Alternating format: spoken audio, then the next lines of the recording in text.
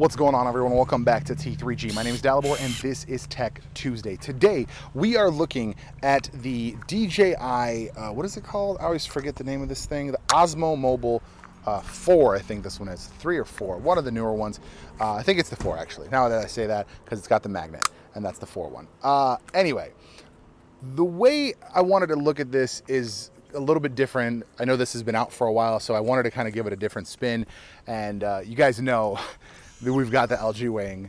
You know it's got the gimbal mode. So we're gonna have to compare the built-in gimbal mode on the LG Wing to the DJI Osmo. Comment below, take bets, see which one's gonna be better. Let me know, and then keep watching.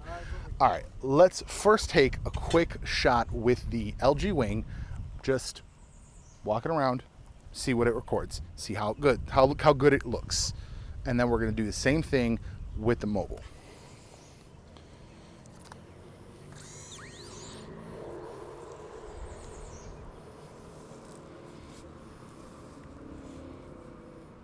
And we're gonna just demo real quick the gimbal style controls, panning up and down, sides.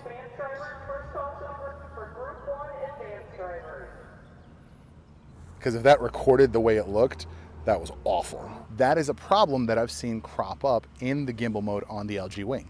That is not necessarily something that I like, obviously, because I would like it to work the way it did when I first got it, but over time things stop working the way they used to. And the thing is, it's just the gimbal mode, because if I'm in normal mode and I do horizontal, it records fine. Like right here, we're gonna go video, as you can see, buttery smooth. So here's, let's compare that then as well. Just holding it with the kind of built-in stabilization and how well it does. How well it stabilizes through the software, and then how well it's gonna do with the gimbal itself. Maybe we're trying to figure out here, are these things even useful? Like, do they have a point? If the phone stabilization is good, what is the point of buying one of these? I mean, I'm the one that bought it, so I mean, I guess I gotta answer that question, but it is not like very thick phones. You can see here, it barely fits on the wing with the case. And then you gotta really figure out where it's gonna be in the middle, because otherwise it does not balance. Think a little bit further down. Yeah, it is, because it's so heavy, it does not like it to not be perfectly balanced. It is pretty good about locking into place. It also has to lock into place precisely, because it's locked in certain directions. And you'll see, you can see it, it's a little hefty for it. So we're gonna double click, it's gonna go horizontal. Here we are now with the gimbal itself. Now the one thing I will say is this allows you some more interesting things, because you could hold the phone much higher, or you could lock it and then go low. Well, it's only so much because of the, see, and now that's a weird one, because of the balance issue. See, now it won't go back to normal. I can manually do it, but then if I lock it, go down, if it reaches its angle, it stays weird. Not a big fan of that. Not a big fan of that at all. But let's see. For how well it handles.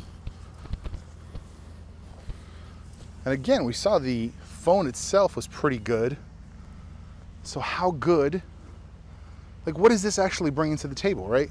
If I am doing a good job, besides the grip, besides having the tripod that you could drop it down like at a moment's notice, like boom, keep recording, or just kind of get a different angle or whatever, and having that longer grip that you can put it in different angles, you can go up with it, you can go up and then angle down, you know, like you've got these other options that will give you reach, it will give you extension, but I don't necessarily know that this is giving you any more stabilization than just the built-in stabilization on a given decent phone.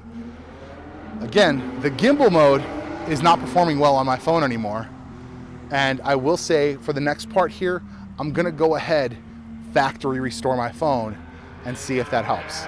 Because if this is like if this is basically a gimmick feature of the phone that has just degraded over time and is useless now, then there's no point to it at all. So we're gonna do that next. Stay tuned. All right, so as you can see, the issue is still present on the phone, even after a factory restore, after all this. Yeah, that's a shame. So that means that's basically a gimmick feature that just kind of became useless over time. So the only thing that this swivel mode recording is for is that dual recording, and because of the admitted downfall of the front-facing camera, it's not the greatest thing to begin with. This is clearly the winner. However, I don't think it's a necessity. I don't think this is necessary to have, because if you saw just the regular gimbal mode on this, it's really good. I mean, here's a clip from the LG G3, and that to me was revolutionary digital stabilization at the time.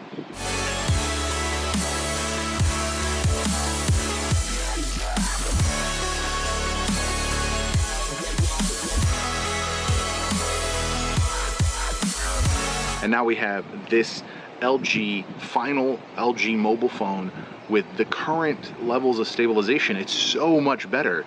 It's hard to really justify this. Now, the real benefit here is that you're gonna get a normal, better, easier grip, because if you're recording this way, this is gonna get tiresome. If you spend more than a couple minutes, I mean, you see me already gripping it just so I can kind of hold it easier, but I'm covering the camera, so then that becomes a thing, right? I gotta do it a certain way. This way I'm covering the microphone. It becomes a process, it becomes a messy process where you can just have issues for no reason, just from moving around, trying to readjust your grip while you're shooting, or you just put it on this thing and then it's on there and you can move on.